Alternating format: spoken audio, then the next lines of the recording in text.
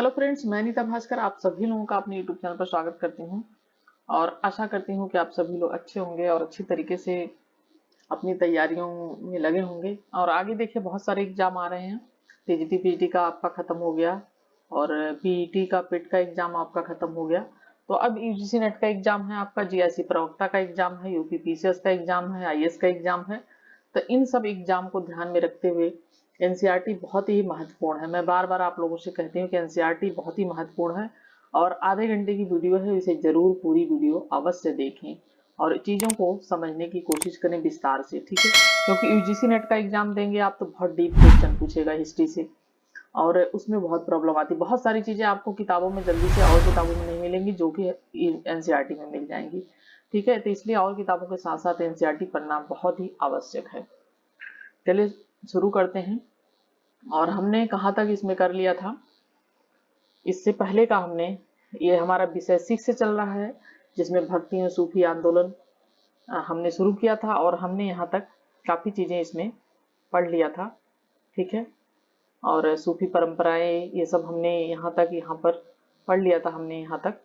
और ये देखिए ईंटों की बनी अतिया मस्जिद, ये भी मैंने बता दिया था। ये थोड़ा सा मेन चीज़ें हैं। और कब बनी थी, देखिए ये 1609 में। जिला क्या है, मेमनसिंह, बांग्लादेश, ठीक है। क्योंकि बांग्लादेश बाद में कट के बना है, तो ये पहले देखिए ये 1609 में जब बांग्लादेश पाकिस्तान सब एक में ही था तब की बात है। तो ईंटों की बनी ये अतिया मस्जिद है। और आज हम शुरू करेंगे, ये हमारा टॉपिक है समुदायों के नाम, यहाँ से हम शुरू करेंगे। और इससे पहले का हमने बहुत सारी चीज़ें पढ़ी और समझी। और जिन लोगों ने पहले की वीडियो, इससे पहले की जो मैंने बहुत सारी एनसीईआरटी की वीडियो डाल रखी है, उसको अगर नहीं देखा है तो प्लेलिस्ट में जाकर पहले की वीडियो जरूर देख लें। क्योंकि मैंने शुरुआत से ही फर्स्ट चैप्टर से ही पढ़ाना शुरू किया है। देखिए 12th के लिए तो ये जो है ही है इम्पॉर्टेंट, लेकिन उसके अलावा और चीज़ों के लिए बहुत इंपॉर्टेंट है क्वेश्चन, ठीक है। तो चलिए शुरू करते हैं। और यूजीसी नेट के लिए बहुत ही आवश्यक है एनसीईआरटी पढ़ना। यूजीसी नेट के एग्जाम में क्वेश्चन आपको बहुत मिलेंगे यहाँ से। और बाकी मैं क्वेश्चन आंसर और प्रैक्टिस सेट ये सब करवाए रही हूँ, उनसे बहुत सारी चीज़ें आपकी कवर हो जाएंगी। वीडियो पसंद आए तो लाइक शेयर कमेंट अवश्य करिएगा। तो चलिए शुरू करते हैं। समुदायों के नाम। अधिकतर हिंदू और मुसलमान जैसे शब्दों को धार्मिक समुदाय पर निश्चित क्या माना जाता है, घोतक मान लिया जाता है। किंतु सच यह है कि इन शब्दों का बहुत समय तक कोई प्रचलन नहीं था, ठीक है।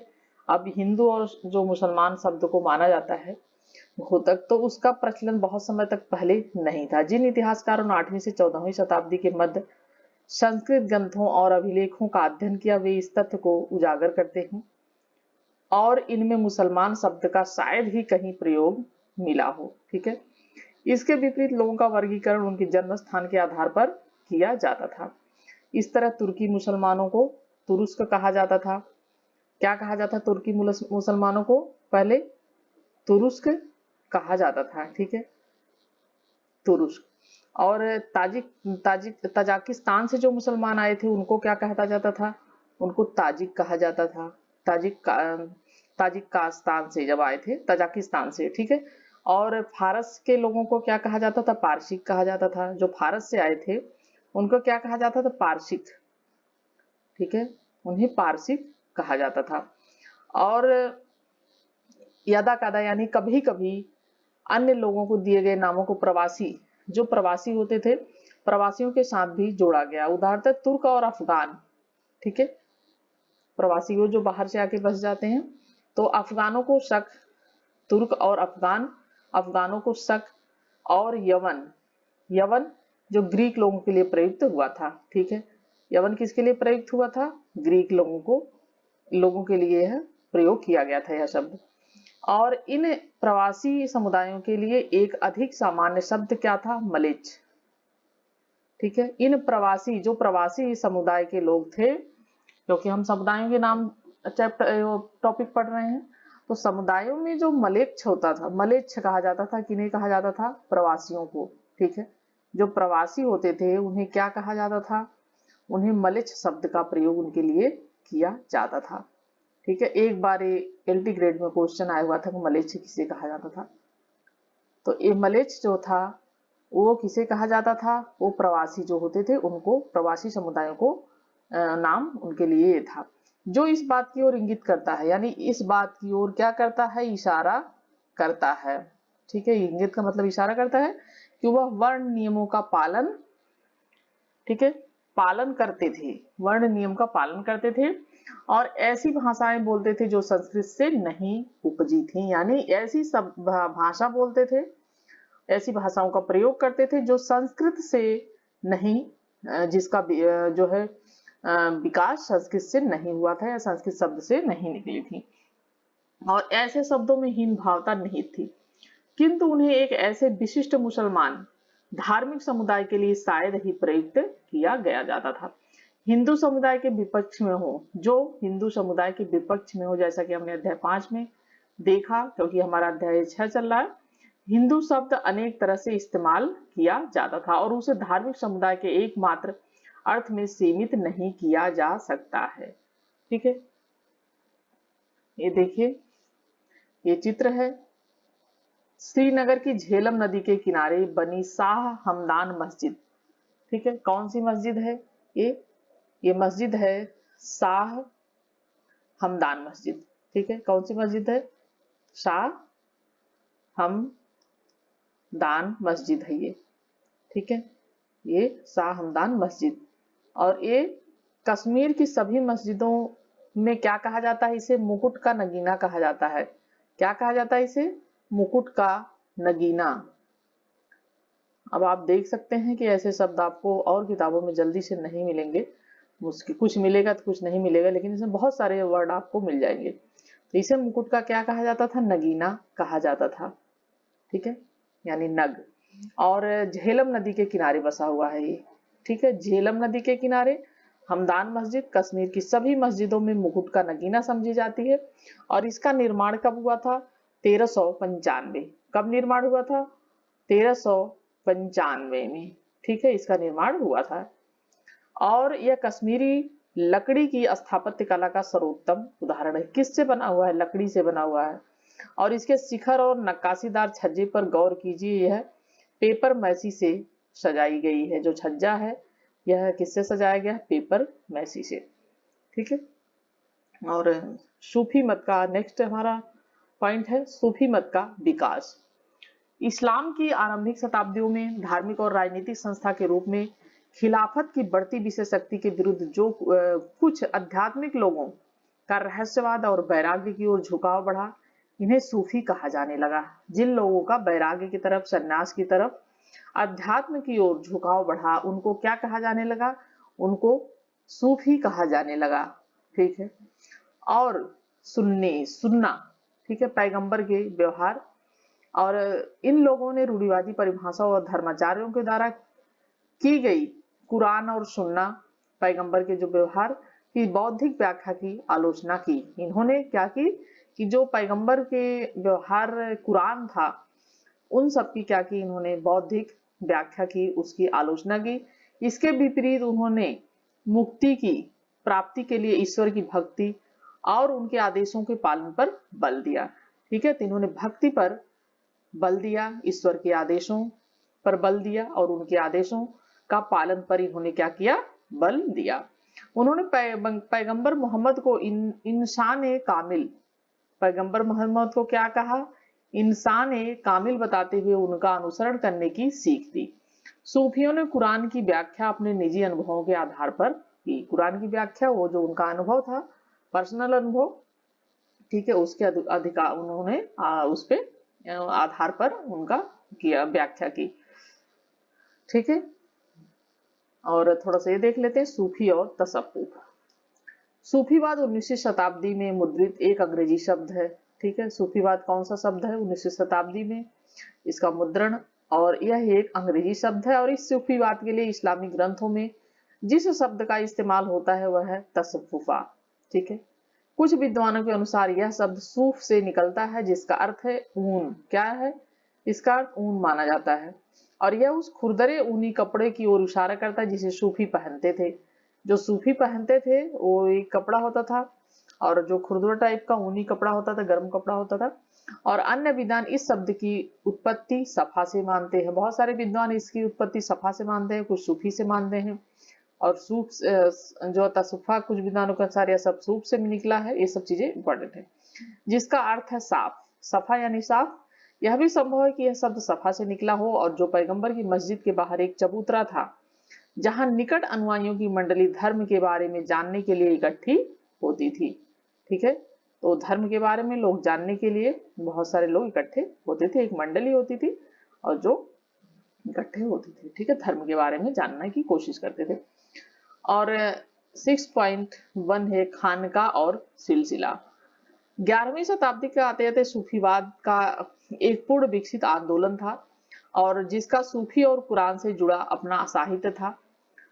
संस्थागत दृष्टि से सूफी अपने को एक संगठित समुदाय खानका फारसी के इर्द गिर्द स्थापित करते थे। खानका का नियंत्रण शेख अरबी पीर अथवा मुर्शिद पारसी के हाथ में था। वे अनुयायियों की भर्ती करते थे और अपने वारिस खलीफा की नियुक्ति करते थे। आध्यात्मिक व्यवहार के नियम निर्धारित करने के अलावा खानका में रहने वाले लोगों के बीच के संबंध और शेख व जन सामान्य के बीच के रिश्तों की सीमा भी नियत करते थे।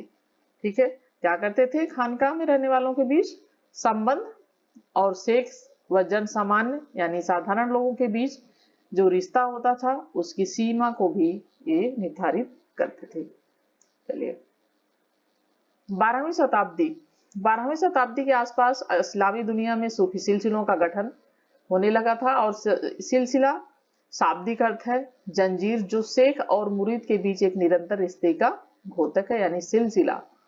ठीक है, जिसकी पहली अटूट कड़ी जो है पैगंबर मोहम्मद से जुड़ी हुई है।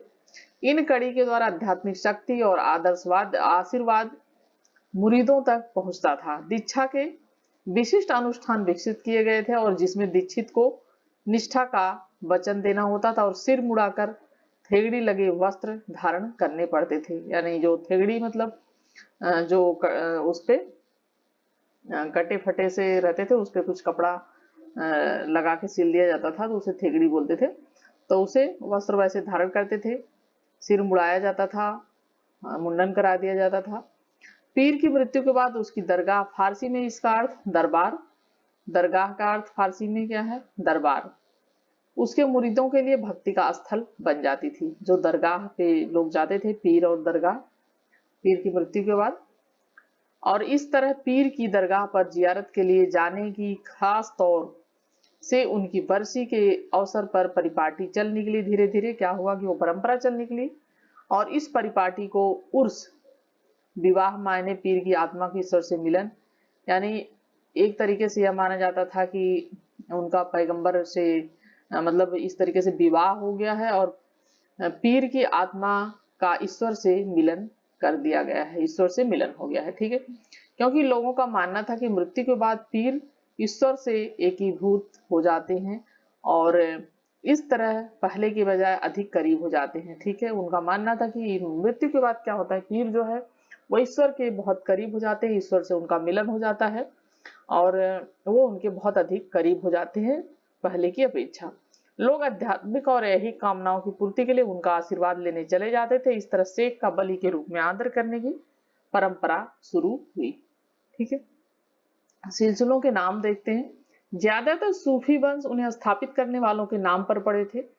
उदाहरणतः जैसे कादरी सिलसिला किसने स्थापित किया था? अब्दुल कादिर जिलानी के नाम पर पड़ा। कादरी सिलसिला क्या है? अब्दुल कादिर, ठीक है, कादिर जिलानी, ठीक है, अब्दुल कादिर जिलानी के नाम पर पड़ा कादरी सिलसिला। कुछ अन्य सिलसिलों का नामकरण उनके जन्म स्थान पर हुआ, जैसे चिश्ती का चिश्ती नाम मध्य अफगानिस्तान के चिश्ती शहर से लिया गया है। ठीक है, कहां से लिया गया है? मध्य अफगानिस्तान के चिश्ती शहर से लिया गया। और वली बहुवचन औलिया, ठीक है, वली यानी औलिया बहुवचन माना जाता है औलिया, अर्थात ईश्वर का मित्र। वह सूफी जो अल्लाह के नजदीक होने का दावा करता था और उनसे मिली बरकत से करामात करने की शक्ति रखता था। करामात, करिश्मा करने की उसके अंदर शक्ति हो जाती थी, तो उसे अलाउ जो है औलिया, जैसे निजामुद्दीन औलिया है जिनकी दरगाह है दिल्ली में। ठीक है, इस तरीके से। चलिए, खानकाह के बाहर 6.2 कुछ रहस्यवादियों ने सूफी सिद्धांतों की मौलिक व्याख्या के आधार पर नवीन आंदोलनों की नींव रखी। खानकाह का तिरस्कार करके यह रहस्यवादी फकीर की जिंदगी बिताते थे और निर्धनता और ब्रह्मचर्य को उन्होंने गौरव प्रदान किया। यानी निर्धन रहना, ब्रह्मचर्य को उन्होंने जो है गौरव प्रदान किया और इन्हें विभिन्न नामों से जाना जाता था। कलंदर, मदारी, मलंग, हैदरी, इन नामों से इन्हें जाना जाता था। किन नामों से जाना जा रहा था? कलंदर, ठीक है, मदारी और मलंग और हैदरी, इन नामों से जाना जाता था। सरिया की अवहेलना करने के कारण उन्हें बेसरिया कहा जाता था। ठीक है, सरिया एक कानून इनका था, सरिया, और इसे क्या उसका जो है इन्हें अगर उसका पालन करने वाले जो लोग थे, इस तरह इन्हें सरिया का पालन करने वाले सूफियों से अलग करके देखा जाए, जो अवहेलना करते थे उन्हें क्या कहा जाता? बेसरिया कहा जाता था और सूफियों से अलग इन्हें करके देखा जाता था। ठीक है, उपमहाद्वीप में चिश्ती सिलसिला। उपमहाद्वीप में चिश्ती सिलसिला 12वीं शताब्दी के अंत में भारत आने वाले सभी सूफी समुदाय में चिश्ती सबसे अधिक प्रभावशाली रहा। इसका कारण क्या था कि उन्होंने न तो केवल अपने आप को स्थानीय परिवेश में अच्छी तरीके से ढाला, जो स्थानीय परिवेश होता था जहां जाते थे उस परिवेश में अपने आप को उस ढाल लेते थे उसके अनुसार, और अपितु भारतीय भक्ति परंपरा की नई विशेषताओं को भी इन्होंने अपनाया था। और इसी वजह से यह सबसे अधिक सिलसिला जो है, चिश्ती सिलसिला सबसे अधिक जो है महत्वपूर्ण और प्रभावशाली हो गया। चिश्ती सिलसिला, ठीक है, चिश्ती सिलसिला। और चिश्ती खानका में जीवन, खानका सामाजिक जीवन का केंद्र बिंदु था। हमें शेख निजामुद्दीन औलिया, ठीक है, शेख निजामुद्दीन औलिया 14वीं शताब्दी की खानका के बारे में पता है, जो उस समय दिल्ली शहर की बाहरी सीमा पर यमुना नदी के किनारे गियासपुर में था। किस जगह थे ये? गियासपुर, ठीक है, और इनकी दरगाह है निजामुद्दीन औलिया की दिल्ली में, ठीक है, क्या है? गियासपुर। तो गियासपुर में था और यहाँ कई छोटे बड़े कमरे और एक बड़ा जमात खाना यानी हाल था, और जहाँ सहवासी और अतिथि रहते थे और उपासना करते थे। सहवासियों में शेख, अपना परिवार, सेवक और अनुयायी, ये सब लोग साथ रहते थे। ठीक है, शेख एक छोटे कमरे में छत पर रहते थे जहां वह मेहमानों से सुबह शाम मिला करते थे, जो शेख होते थे। आंगन एक गलियारे से घिरा होता था और खानकाह जो होते थे चारों ओर से दीवार घेरे रहती थी। और एक बार मंगोल आक्रमण के समय पड़ोसी क्षेत्र के लोगों ने खानकाह में शरण ली थी। चिश्ती सिलसिला के मुख्य उपदेशक, ठीक है, ये बहुत इंपॉर्टेंट है, ये जो है इसे आपको ध्यान देना है और नोट करके रखना है इसे, बिल्कुल, ठीक है। चिश्ती सिलसिला के मुख्य उपदेशक कौन कौन से थे? शेख मुहिउद्दीन चिश्ती, चिश्ती सिलसिला, ठीक है, ये चिश्ती सिलसिला के जो है थे प्रणेता माने जाते हैं, चिश्ती सिलसिला। और ये जो है इनकी मृत्यु कब हुई थी? 1235 मृत्यु का वर्ष है इनका। और अजमेर, दरगाह कहाँ थी इनकी पे? अजमेर में, राजस्थान, ठीक है। शेख मुहिउद्दीन चिश्ती। ख्वाजा कुतुबुद्दीन बख्तियार काकी, ठीक है, 1235। और दिल्ली, इनका दरगाह स्थल दिल्ली है, कुतुबुद्दीन बख्तियार काकी का भी। शेख फरीदुन गजे सकर, 1265 में मृत्यु, और इनका क्या है? अजोधन, पाकिस्तान, ठीक है, कहाँ पे है अजोधन? अब पाकिस्तान में है। और शेख निजामुद्दीन औलिया, इनकी दरगाह दिल्ली में है, अभी मैंने बताया था आपको, 1325 सॉरी। और शेख नसीरुद्दीन चिरागे देहलवी 1356, ये भी दिल्ली में। तो सभी दिल्ली में है। शेख मुइनुद्दीन चिश्ती की दरगाह जो है अजमेर में है, और कुतुबुद्दीन बख्तियार काकी की दिल्ली में है। शेख फजलुद्दीन गजे शंकर जो है इनका अजोधन पाकिस्तान में है, और शेख निजामुद्दीन औलिया की दिल्ली में है। शेख नसीरुद्दीन चिरागे देहलवी, तो इनकी भी दिल्ली में ही है मजार, ठीक है, दरगाह, शेख निजामुद्दीन औलिया और शेख नसीरुद्दीन चिरागे देहलवी, ठीक है, और कुतुबुद्दीन बख्तियार काकी। तो ये वेरी इंपॉर्टेंट है, इसे आप नोट कर लें जरूर से। यहाँ एक सामुदायिक, आगे चलते हैं, यहाँ एक सामुदायिक रसोई लंगर, ठीक है, लंगर, कुतुब, बिना मांगी खैर, पर चलती थी, यानी मांगते नहीं थे, लोग दे जाते थे अपने आप, जो लोग अपनी इच्छा से दान। तो उससे क्या होता था, एक रसोई, जैसे कि अभी भी आप देखते होंगे पंजाबी लोग हैं वो लंगर का लंगर चलता है, तो उसमें जिसकी जो इच्छा होती है दान दक्षिणा दे देता है, और बहुत सारे लोगों को, भूखे लोग वहां पे जाके उनको भोजन मिलता है। तो इस तरीके से ये फुतू बिन मांगी खैर पर चलती थी। और सुबह से देर रात तक सब तब के लोग, सिपाही, गुलाम, गायक, व्यापारी, कवि, सब राहगीर, चाहे जो भी हो, धनी, निर्धन, हिंदू, जोगी, कलंदर, यहाँ अनुयायी बनने, इबादत करने यानी पूजा करने, ताबीज लेने अथवा विभिन्न मसलों पर शेख की मध्यस्थता के लिए आते थे। और कुछ अन्य मिलने वाले अमीर हसन सिजनी और अमीर खुसरो, वेरी इंपॉर्टेंट, महत्वपूर्ण नाम है, अमीर खुसरो जैसे कवि तथा दरबारी इतिहासकार, वेरी इंपॉर्टेंट नाम है ये भी, जियाउद्दीन बर्नी जैसे लोग भी इसमें शामिल थे, जो यहाँ पे इन पे आते थे। और इन सभी लोगों ने शेख के बारे में लिखा। शेख के सामने झुकना, मिलने वालों को पानी पिलाना, दीक्षितों के सर का मुंडन और यौगिक व्यायाम आदि व्यवहार इस तथ्य के घोतक हैं कि स्थानीय परंपराओं को आत्मसात करने का प्रयत्न किया गया। यानी जिस स्थान पे इनका होता था लंगर, या जिस स्थान पर इनकी दरगाह होती थी, वहां की जो परंपरा होती थी उसको क्या करते थे, आत्मसात करने की उसमें प्रयत्न किया जाता था। यदि देख लेते हैं दातागंज बख्श की कहानी। 1039 ईस्वी में अबुल हसन, ठीक है, अबुल हसन चित्रकार थे। अबुल हसन अल हुजविरी जो पाकिस्तान के शहर गजनी के निकट हुजबिर के रहने वाले थे, उन्हें तुर्की सेना के एक कैदी के रूप में सिंधु नदी पार करनी पड़ी और वह लाहौर में बस गया। और फारसी में उन्होंने एक किताब लिखी, कस्फ उल मजमह, जो क्या बुक लिखी थी इन्होंने, किताब कस्फ, ठीक है, कस्फ उल और ये महजूब, ठीक है, ये लिखी थी महजूब, आप इसमें देख लीजिए, कस्फ उल महजूब। तो ये किताब लिखी थी, यानी पर्दे वाले की बेपर्दगी इसका अर्थ होता होगा, और जिसमें तसव्वुफ के मायने और इसका पालन करने वाले सूफियों के बारे में बताया गया था।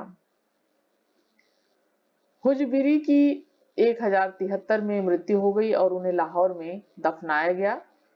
सुल्तान महमूद गजनी के पोते ने उनकी मजार पर दरगाह बनवाई। यह दरगाह उनकी बरसी के अवसर पर उनके अनुयायियों के लिए तीर्थ स्थल बन गई। आज भी हुजबिरी दाता गंज बख्श के रूप में आदरणीय, और इनकी दरगाह को दाता दरबार यानी देने वाले की दरगाह कहा जाता है। दाता दरबार यानी देने वाले की दरबार कहा जाता है। और 1039 ईस्वी में अबुल हसन अल हुजबरी, यानी ये अबुल हसन जो चित्रकार थे वो नहीं है, दूसरे ही है, अबुल हसन अल हुजबरी, जो अफगानिस्तान के शहर गजनी के निकट हुजबिर के रहने वाले थे, ठीक है। और ये इस तरीके से फारसी में उन्होंने एक किताब लिखी थी, कस्फ उल महजूब, ठीक है। और ऐसे क्वेश्चन देखिए प्रश्न आ जाते हैं कुछ इस अलग से, तो कंफ्यूजन बहुत होता है, इसलिए थोड़ा सा अच्छे तरीके से विस्तार से पढ़ने की कोशिश करें। अगली परीक्षाओं को अगर आपको निकालना है तो थोड़ा सा आपको डिटेल में चीजें पढ़नी होंगी, ठीक है। तो इनका पूरा नाम देख लिया, अबुल हसन अल हुजबरी, और जो अफगानिस्तान के शहर हुजबरी के रहने वाले थे, और कस्फुल इन्होंने महजूब नामक किताब लिखी थी, और इसका अर्थ है पर्दे वाले की बेपर्दगी। और इस तरीके से ये चीजें थोड़ी सी महत्वपूर्ण है। और 1073 में इनकी मृत्यु हो गई थी। और इन्हें कहाँ दफनाया गया था ये भी देख लीजिए, लाहौर में इन्हें दफनाया गया था, ठीक है, जो कि अब पाकिस्तान में है। चलिए, शेख निजामुद्दीन ने कई आध्यात्मिक वारिसों का चुनाव किया और उन्हें उपमहाद्वीप के विभिन्न भागों में खानकाह स्थापित करने के लिए नियुक्त किया। इस वजह से चिश्तियों के उपदेश, व्यवहार और संस्थाएं तथा शेख का यश चारों ओर फैल गया। उनके आध्यात्मिक पूर्वजों की दरगाह पर अनेक तीर्थ यात्री आने लगे थे। चिश्ती उपासना, नेक्स्ट पॉइंट, जियारत और कव्वाली। सूफी संतों की दरगाह पर की गई जियारत सारे इस्लामी परंपरा संसार में प्रचलित है। इस अवसर पर संत के आध्यात्मिक आशीर्वाद यानी बरकत की कामना की जाती थी, ठीक है, बरकत की कामना की जाती थी। पिछले 700 सालों में अलग अलग संप्रदाय, वर्गों और समुदाय को लोग 5 महान चिश्ती संतों की दरगाह पर अपनी आस्था प्रकट करते रहे हैं। और ऊपर दिया गया जो चार्ट था, हमने जो देखा था, इनमें सबसे अधिक पूजनीय दरगाह ख्वाजा मोइनुद्दीन की है। ठीक है, जो हमने अभी ऊपर नाम देखा था ख्वाजा मोइनुद्दीन चिश्ती, जिनकी दरगाह अजमेर में है, जिन्हें गरीब क्या कहा जाता था, जिन्हें गरीब नवाज कहा जाता था। तो ये भी ध्यान रखना आपको, ख्वाजा मोइनुद्दीन चिश्ती की है, जिन्हें क्या कहा जाता था, गरीब नवाज कहा जाता था। ठीक है, इस तरीके से क्वेश्चन आपका बनेगा, पूछ लेगा कि गरीब नवाज किसे कहा जाता था। तो इन सब चीजों के लिए बहुत इंपॉर्टेंट है, तो ये सब चीजें नोट रख के। ख्वाजा मोइनुद्दीन चिश्ती की दरगाह है जो अजमेर में थी, राजस्थान में, और उन्हें क्या कहा जाता था, गरीब नवाज कहा जाता था। चलिए नेक्स्ट है, ख्वाजा मोइनुद्दीन की दरगाह का सबसे पहला किताबी जिक्र 14वीं शताब्दी का है, और दरगाह से की सदाचारिता और धर्मनिष्ठा तथा उनके आध्यात्मिक वारिसों की महानता और राजसी मेहमानों द्वारा किए गए प्रशय के कारण लोकप्रिय थी। और मोहम्मद बिन तुगलक 1324 से 51 तक पहला सुल्तान था जो इस दरगाह पर आया था। ठीक है, ये भी बहुत बार क्वेश्चन पूछ चुका है कि मोहम्मद बिन तुगलक इसकी दरगाह पे गया था। तो देखिए ख्वाजा मोइनुद्दीन चिश्ती की दरगाह पे ये मोहम्मद तुगलक जो है गया था इनकी दरगाह पे। ठीक है, और सबसे पहला सुल्तान था जो इनकी दरगाह पे गया था। ठीक है, और इस दरगाह पर आया था, किंतु शेख की मजार पर सबसे पहली इमारत मालवा के सुल्तान गियासुद्दीन खिलजी ने 15वीं शताब्दी के उत्तरार्ध में बनवाई थी। लेकिन जो पहली इमारत थे वो किसने बनवाई थी, वह बनवाई थी गियासुद्दीन खिलजी ने। ठीक है, ये देखिए वेरी इंपॉर्टेंट चीजें हैं ये, गियासुद्दीन खिलजी ने पहली इमारत बनवाई थी इसकी। और चूंकि यह दरगाह दिल्ली और गुजरात को जोड़ने वाले व्यापारिक मार्ग पर थी, अतः अनेक यात्री यहाँ आते थे, और 16वीं शताब्दी तक आते आते अजमेर की यह दरगाह बहुत ही लोकप्रिय हो गई, आज भी लोग जाते हैं अजमेर में दरगाह पर। ठीक है, और इस दरगाह को जानने वाले तीर्थयात्रियों के भजनों ने ही अकबर को यहाँ आने के लिए प्रेरित किया। सबसे पहला कौन गया था, मोहम्मद बिन तुगलक। ठीक है, पहला बादशाह कौन गया था, ये गया था मोहम्मद बिन तुगलक गया था। ठीक है, मोहम्मद बिन तुगलक गया था, और दूसरी बार देखिए आप गया कौन था, अकबर। फिर उसके बाद अकबर भी बाद में गया था। और इस दरगाह पर जाने वाले तीर्थयात्री और बहुत जाते थे, और भजन जो यहाँ पे गाए जाते थे, और अकबर को यहाँ आने के लिए प्रेरित किया। फिर अकबर भी गया था, और अकबर यहाँ 14 बार आया। ठीक है, कितनी बार गया अकबर, 14 बार गया है, ये भी ध्यान रखें। और कभी तो साल में 2-3 बार, कभी नई जीत के लिए आशीर्वाद लेने अथवा संकल्प। ठीक है, साल में 2-3 बार कभी चला जाता था, कभी जो नई जीत होती थी उसकी, तो जीत का आशीर्वाद लेने के लिए जाता था, कभी संकल्प की पूर्ति हुई, जो उसने इच्छा की वहां पे मांगा और वो उसे हुआ। जैसे कि पुत्रों के जन्म पर, जैसे शेख सलीम चिश्ती की दरगाह पर जाने पर ही उसे मानते हैं कि जहांगीर जो है उसको जहांगीर जो है वो वहां पे इसने मन्नत मानी थी, उसी की वजह से उसका जन्म हुआ था जहांगीर का। तो ये जहांगीर का नाम इसीलिए इसने सलीम भी रखा था। ठीक है, सलीम, जहांगीर का नाम क्या है, सलीम भी है दूसरा नाम। तो ये सलीम या शेखू बाबा भी यह कहता था, क्या कहता था, अकबर सलीम को शेखू बाबा भी कहता था, क्योंकि यह इन्हीं की दरगाह पे, शेख सलीम चिश्ती की दरगाह पे गया था, और उसी की वजह से इसको पुत्र की प्राप्ति हुई थी। तो इसलिए बहुत इसका विश्वास था अकबर का। ठीक है, चलिए, तो ये अपनी मन्नतों को पूरा करने के लिए भी वहां जाता था और बहुत बार गया वहां पे। ठीक है, मुल्क का चिराग और मुगल शहजादी जहां आरा की तीर्थ यात्रा 1643। ठीक है, तो हम सोच रहे हैं कि अब हम नेक्स्ट वीडियो में ये करते हैं, मुल्क का चिराग, और यहाँ से हम स्रोत यहाँ से पढ़ते हैं नेक्स्ट वीडियो में। और आशा करती हूँ कि वीडियो पसंद आई होगी, तो लाइक शेयर अवश्य करिएगा अगर वीडियो पसंद आती है। देखिए वेरी इंपॉर्टेंट चीजें हैं, जरूर पढ़ें, और जिन लोगों ने चैनल को सब्सक्राइब नहीं किया सब्सक्राइब कर लें। बहुत सारी चीजें हैं जो इंपॉर्टेंट हैं, अपने आप तो आप पढ़िए ही, लेकिन ये सब चीजें भी बहुत इंपॉर्टेंट हैं, और इससे आपको एक सही दिशा मिलेगी। तो इसी के साथ नेक्स्ट वीडियो में मिलते हैं। Thank you for watching video.